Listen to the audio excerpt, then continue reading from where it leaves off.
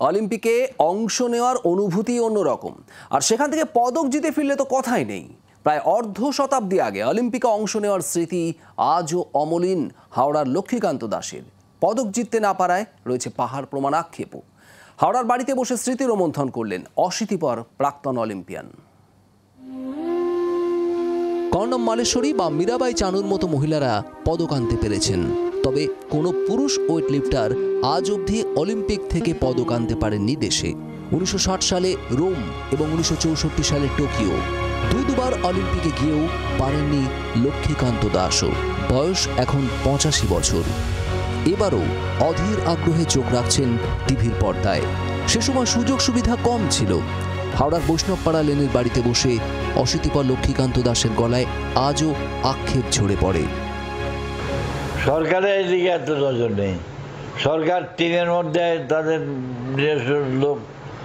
নিজস্ব লোক ম্যানেজার ফ্যানেজার ইত্যাদি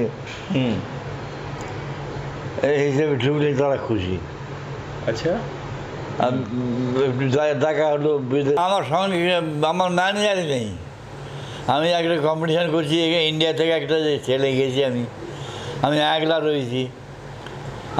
আমাকে হেল্প করা, আমার সঙ্গে থাকা, একটু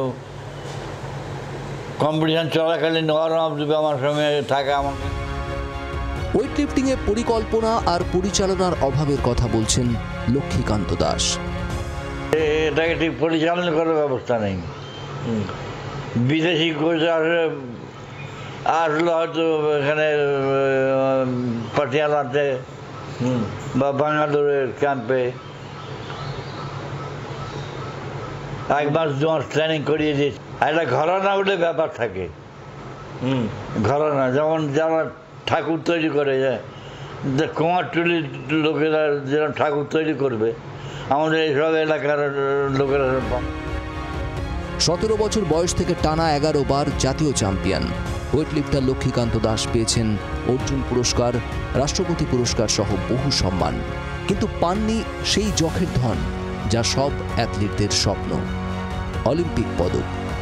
প্যারিস অলিম্পিক্সে ওয়েট লিফটিংয়ের দিকে লক্ষ্মীকান্ত দাসের মতোই তাকিয়ে আমরাও। হাওড়া থেকে দেবব্রত ঘোষের রিপোর্ট, জি 24 ঘন্টা। বাংলার আওয়াজ, বাঙালির আবেগ, জি 24 ঘন্টা।